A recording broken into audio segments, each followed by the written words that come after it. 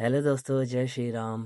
आज हमारी हल्दी थी, तो अभी हम हल्दी की तैयारी वैयारी करके बैठे ही हैं।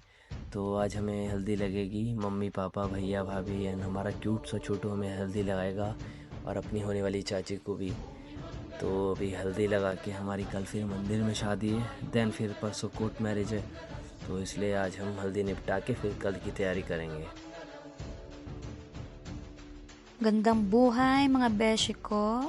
So my turn para sa aking mga Filipino followers. So sa mga oras na yan mga mare, ay nagaganap yung healthy na rituals.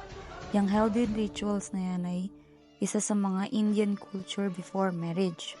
So dyan kasama ko yung mother-in-law ko, father-in-law ko, yung bayaw ko at yung asawa ng bayaw ko. Tsaka yung pinaka-cute na baby namin dyan, si Chotu. So sa mga hindi nakakaalam mga mare, ang healthy, yung pinapahid sa buong katawan namin is, yan ay turmeric to give blessing para sa mga bagong kasal. So ayan, lagay-lagay lang yan. Foot, toe, tsaka sa ulo. Paulit-ulit lang yan. Mga 5 times siguro yan. Tapos pagkatas nyan sa akin naman, lahat sila magbibigay ng blessing sa amin. So after niyang healthy na yan, kinabukasan naman is merong tinatawag na marriage in temple. So kinabukasan sa temple naman kami ikakasal. Tapos in the other day, pinaka-final is yung pinakakasal niya talaga. Taray, diba? 3 kasalan. So actually, marami siyang ritual. So pinili lang talaga namin yung ibang ritual since di makakapunta yung family ko at that time. So talagang pinabilis lang din namin kasi yung days ng vacation namin is very limitless lang talaga siya. Actually 15 days nga lang ata ako niyan nag-file ng vacation ko. So talagang ilang rituals lang yung nagawa namin. Supposed to be madami talaga dapat siya. Pero okay lang kahit di namin nagawa yung ibang rituals. So bawi na lang kami sa next wedding sa Pilipinas naman.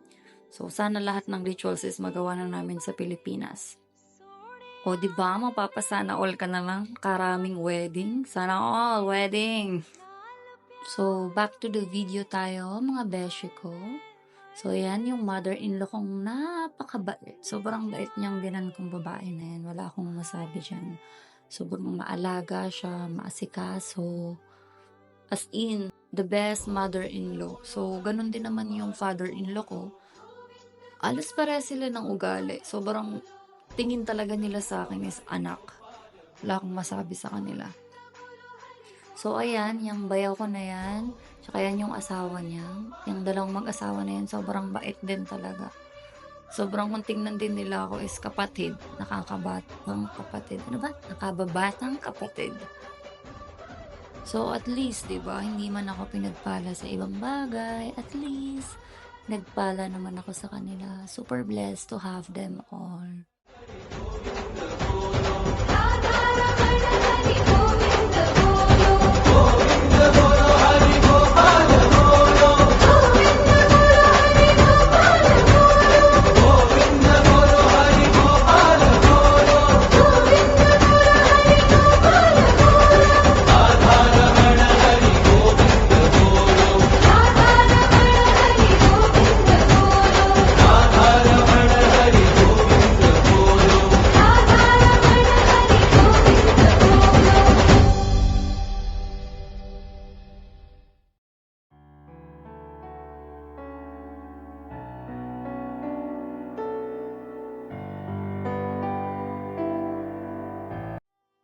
तो जैसा कि आप यहाँ देख रहे हैं, बहू अपनी सास का मेकअप कर रही है। मम्मी को थोड़ा अजीब लगा, लेकिन फिर भी मम्मी ने करवा लिया, क्योंकि इसके बाद फिर हमें कड़कड़डूमा जाना था। फिर हम वहाँ पे पहुँचे। उसके बाद हमने जो भी क्रिया थी पंडित जी ने वो करी।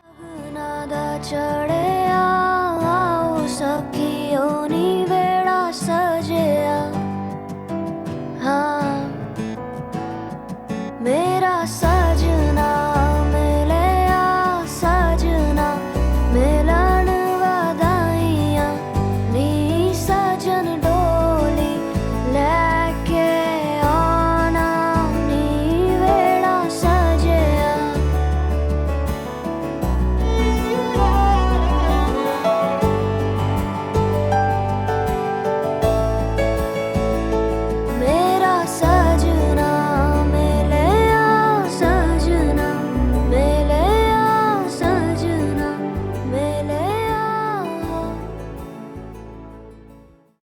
Hello mga beshi ko. So ako na naman ulit mag-explain sa inyo kung ano yung mga kaganapan na yan. So lang araw na yan ay yung pinakakasal na namin. So yan yung priest. Habang ginagawa namin yung rituals na yan, nagbibigay na siya ng payo sa amin. Payo na tungkol sa happy marriage. So ang secret daw ng happy marriage paggalit yung isa, tahimik lang yung isa. So, syempre, Pilipino ako, hindi akong papatalo. No? Pag galit siya, dapat mas galit ako, ganun. Pero charot lang, syempre. Pag mahal mo yung tao, makikinig ka lang. So, balik tayo sa video. Yung mga oras na yan, nilalagyan niya na ako ng sindur. Katunayan na kasal na kami. Then, isusuot ko naman sa kanya yung singsing. So, patawa-tawa pa ako dyan. Ayan, sinuot na lang niya mag-isa yung singsing. Tapos ayan, may hinihintay akong gagawin niya sa akin dyan. Ayan, yung pagkakabit ng Mangalsutra. Yun yung binili niyang gold sa akin. Katunayan na kasal ka na. Sa religion nila is ganun talaga. Maraming gifts, maraming gold, maraming pag-gold si Mayor. Ayan, hindi niya pa ata mabuksan. Medyo may pagkaengot kasi ang asawa ko na yan. Ayan, successful. Ayan, ikakabit niya na yan. Ayan. Ayan, pa-smile-smile pa siya dahil hindi niya makapayang butas ng mga oras na yan. Minsan, engot din tong asawa ko eh. Ayan, successful na siya.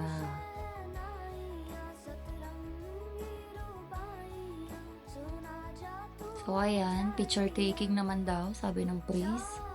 Ayan. Picture taking. Ganda ka, te. Sana all. So, ayun lang mga beshi ko. Sana tapusin nyo yung video na yan.